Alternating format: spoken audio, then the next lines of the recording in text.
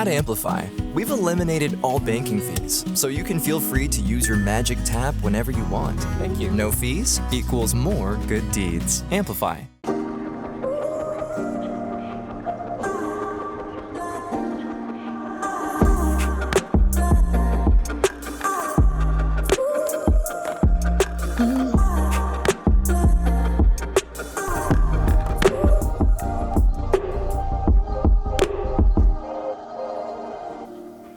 Hi, my name is Mindy Hofman, and welcome to the Women of Austin podcast.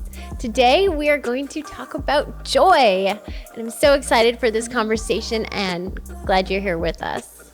Hello, Angela. Hello, and saying joy makes me want to do a little shimmy. Yes. Hi, my name is Angela Shaw, and I am a native Austinite. I'm the Senior Vice President of Talent for Amplify Credit Union. Well, I am a woman of Austin, so it feels really huge to be a part of this community and to be representation and to just have a conversation that I hope spurs some other woman to some kind of action or good faith feeling. So to start, just to get to know you a little better, what is something that people would be surprised to know about you? That I have a sense of humor. What? So in my day job, I'm very straight-laced. I work in HR. So there's a lot of compliance and policy and, right and wrong behavior that comes just with that role in itself. I think also my personality lends itself to being straight-laced. And so I think when people get to know me, the sense of humor is always a surprise. Nice. Well, that's a great surprise. Yeah. I like that. Love it. Well, I know you made me laugh, so I feel special. Okay, so the quote I was talking about is from Helen Keller, and she says, "Joy is in the holiday fire that keeps our purpose warm and our intelligence aglow." And I thought it was just a perfect way to kind of start off, because we do have the holidays and we're talking about joy. When joy comes up, what does it make you think about the word joy? I'm very purposeful about joy in my life, especially right now. I love that quote because I think it's more than the holidays. I think it's every day of your life that you make into a holiday. I always talk about joy in terms of it being a journey. So a lot of people talk about happiness and being happy, but I really think that happiness is fleeting and that joy journey is more long-term, which makes it more tangible. So I think about purpose. I'll take it back around to your original question. I am seeking joy in my life.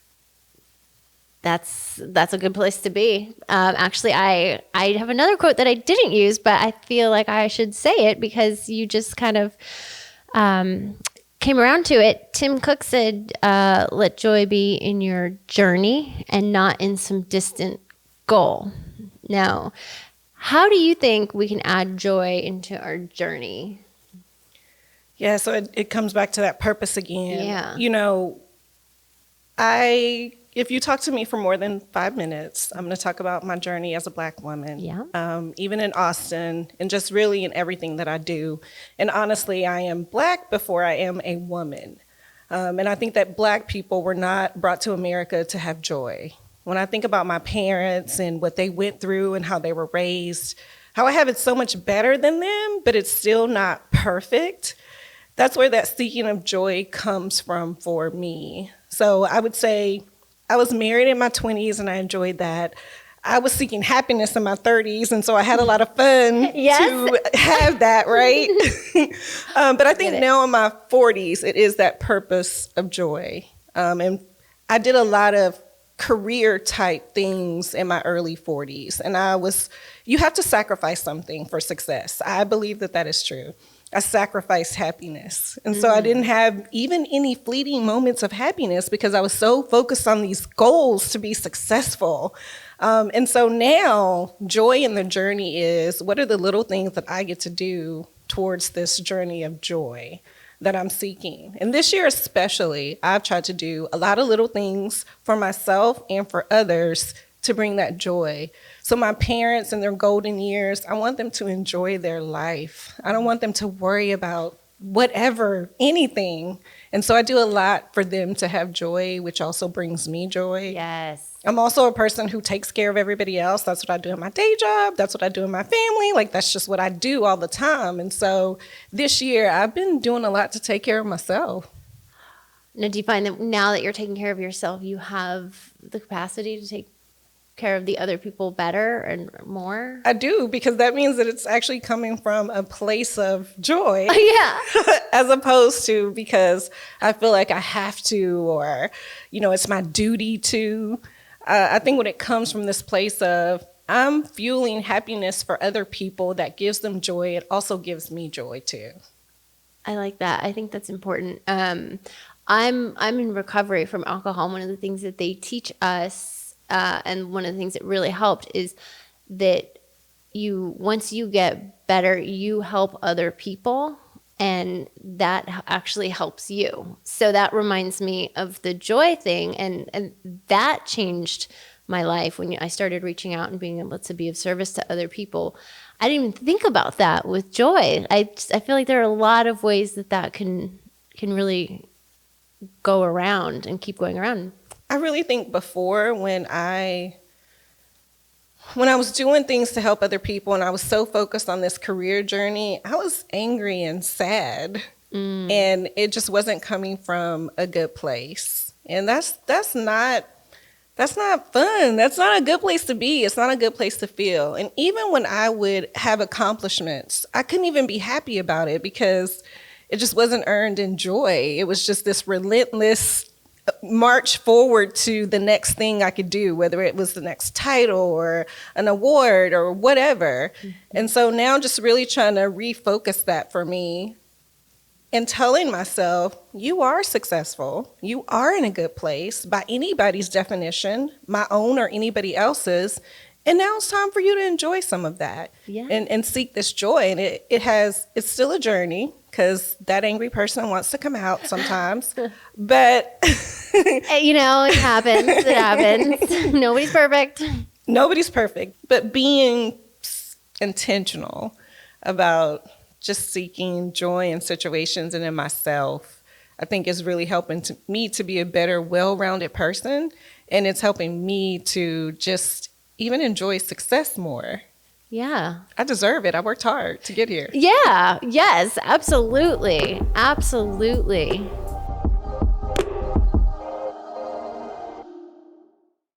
Introducing the new Women of Austin community. You asked, we answered. We have created a special online community where we can stay connected between events without the distractions of your typical social media platforms. You'll find exclusive content, in-person member-only events, discounts from local businesses, and so much more. Become a founding member today at womenofaustincommunity.com.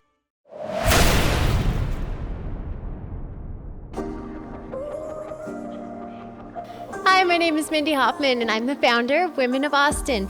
Today, we are talking about joy. And I wanted to talk about joy today because who can't use a little more joy in their lives? So today, we're filming at 5318 Tortuga Trail. It's in Mount Bonnell Shores, right above Lake Austin. It's a listing from our friend, Mike Mogavero at the agency. You guys, this space is a gorgeous property. It's got 4 bedrooms, 3.5 bathrooms, a 3-car garage, a pool, and tons of outdoor space with unobstructed views of Lake Austin.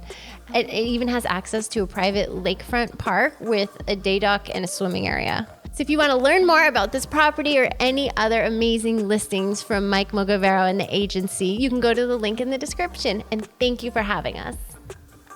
Now, you grew up in Austin. You're from here. Have you ever left? I've never lived anywhere else. Oh my gosh, other than Austin. That's amazing. I know, because anybody that I tell that, they're always like, "Oh my God, you're a unicorn." Yeah, and you're like you didn't even go away for any. That's amazing. Well, I think now I really say because my parents are here. They're still alive. They're still married. They're 80 and 77. They just celebrated 50 years for their wedding anniversary. Happy anniversary, guys.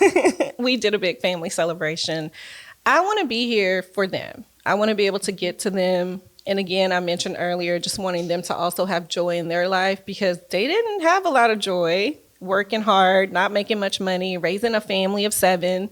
Of 7? Well, there are 5 kids and 2 of them, so there were 7 of us. Yeah? Yeah. Yep.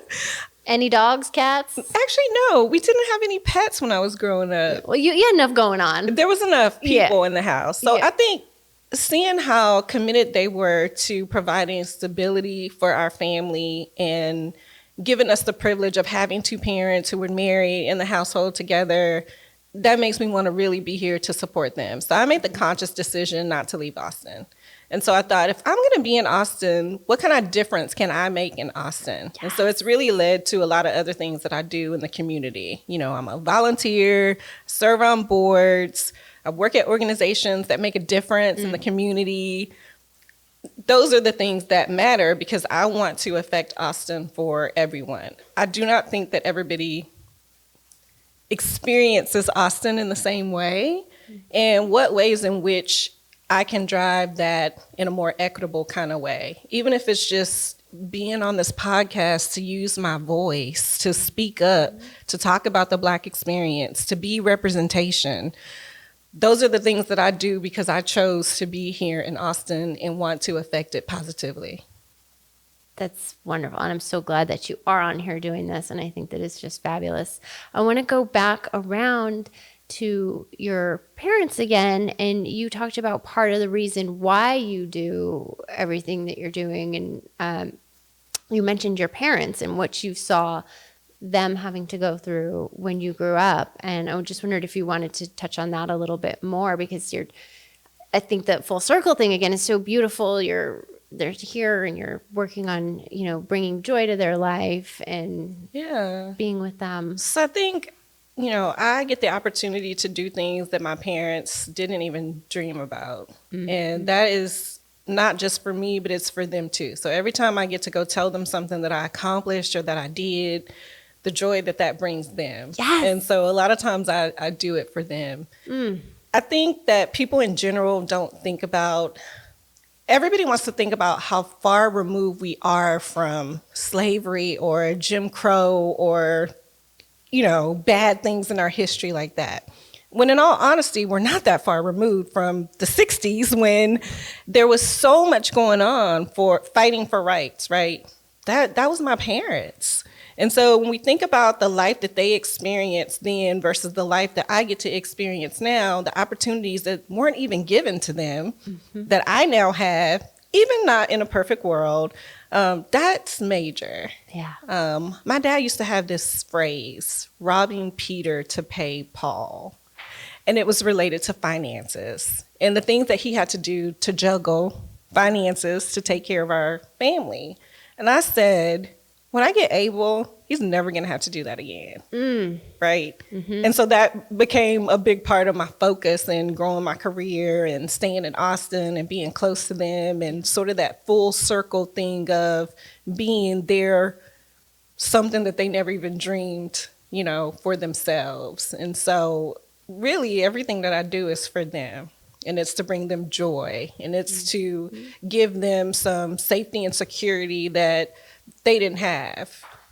Yeah, that's gotta feel so good. They're probably sleeping so much better at night and just able to actually enjoy themselves and the kids and each other. And I think when people hear that, I don't want people to think like, oh, we were poor and we didn't eat meat and we didn't, it wasn't those things, right? But it is opportunity. Yeah. So my dad never thought about being a chief in an organization, a chief anything, or an SVP, or, some of the titles. He just wanted to provide for his family, faith and family. That's what came first for us. And so those things are still important to me, but I'm also able to provide some of those other extra things because those weren't opportunities that he had. Mm-hmm. And so I'd like to think that he fortified me for a lot of the battles that I've had just in my career and in Austin and trying to make things different. And so the least I could do now is to give them back any of the things that they want that I'm able to give them. Okay, now was there a moment when you realized that you weren't working every day with joy in your life? Because you mentioned that before, and I'm just wondering if you just slowly started to realize or if something happened. In all honesty, it was never a goal. Oh. I mean, that wasn't the goal. The goal was just, I think in my 20s, because I was a different person then, and I was married, and I thought I was going to have a different life. And then when that didn't work out in my 30s, honestly, I was depressed, and I was trying to figure out what I wanted my life to be. And I think I filled it with fun things, whether it's going out or traveling or having friends and doing all the things, right? Yeah. And then in my 40s, because I was so focused on my career and having the growth that I wasn't after in my 30s, I never thought about joy. I thought about the next thing. Oh, wait. So you just started to build your career in your 40s? Yes. Oh, okay. So I would say I took my first college class when I was 30 years old. It took me 7 years to graduate. I graduated when I was 37. While working full time? Yes. And actually in the beginning, I worked 2 jobs and was going to school. Get it. And so when I got my degree at 37, that's when I was like, okay, I can really do something special. Yeah. But even when you have a dream or an idea or a goal, it doesn't manifest overnight. And so from 37 on, it really took a lot of hard work to try to meet these goals. And so I started having a professional goal every single year after that. And so always, what's the next thing I'm going to do? And every year I've worked towards a goal. And even though I put in a lot of work during that time, it really wasn't until maybe the last 3 years that I felt results from all of that because of the barriers that exist even still today.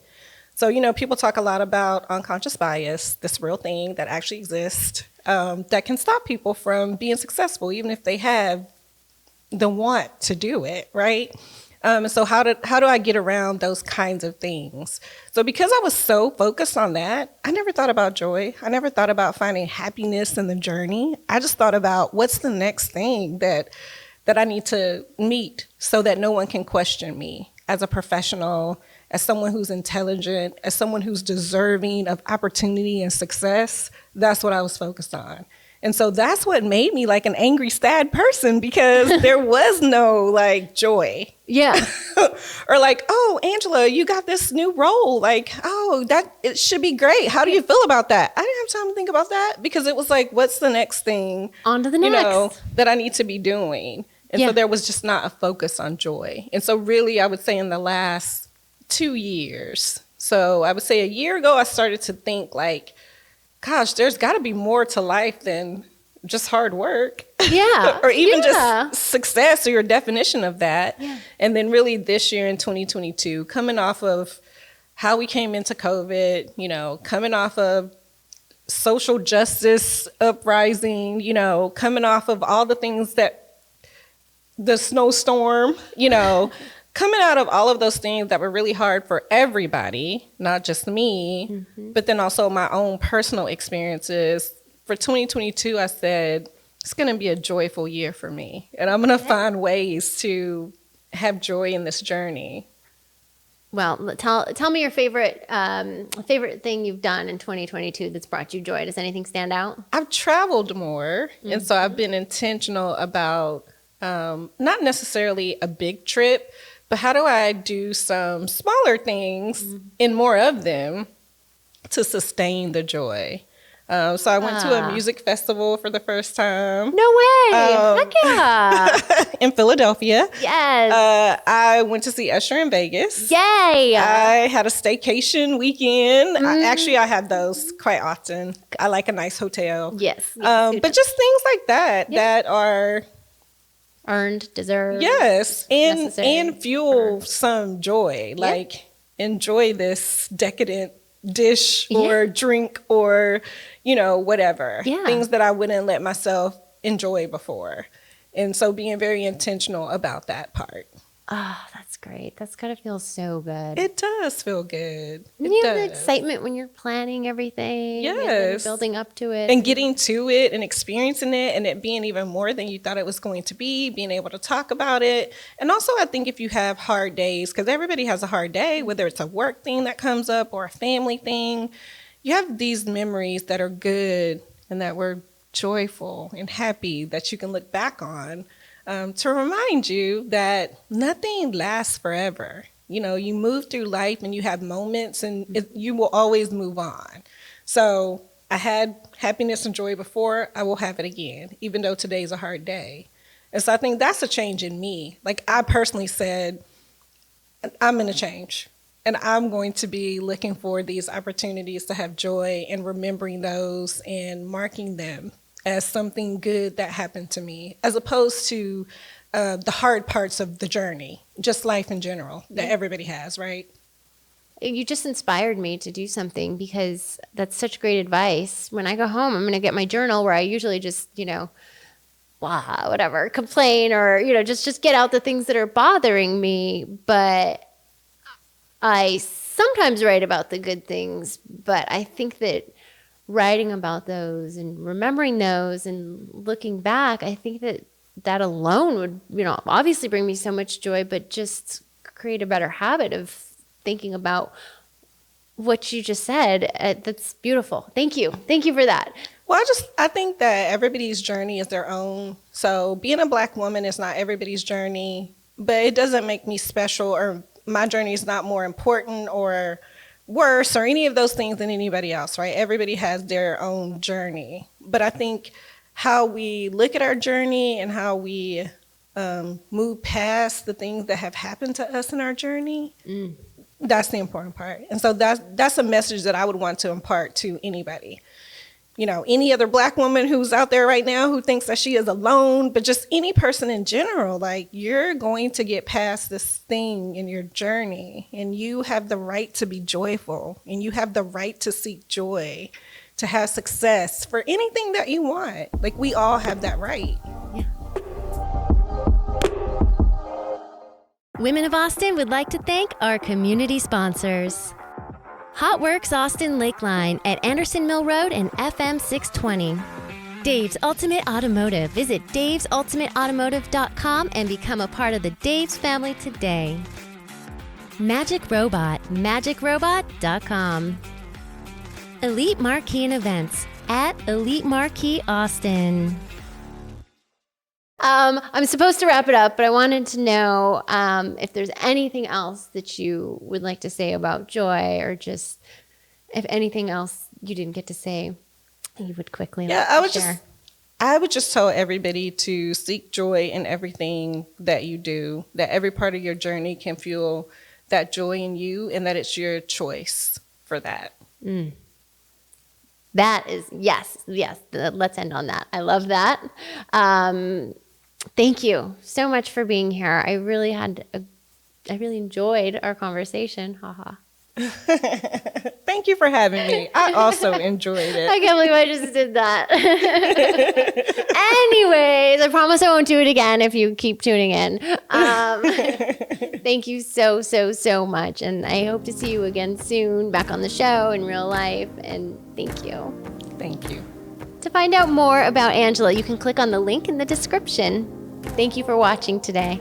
Thanks so much for joining us today on the Women of Austin podcast. A new episode premieres twice a month right here on the Women of Austin channel. Make sure to subscribe and hit that notifications bell so you never miss an episode. Make sure to follow us on Instagram at women_of_Austin. My name is Mindy Hofman. I hope you'll join us for our next episode of the Women of Austin podcast. Light it up, light it up.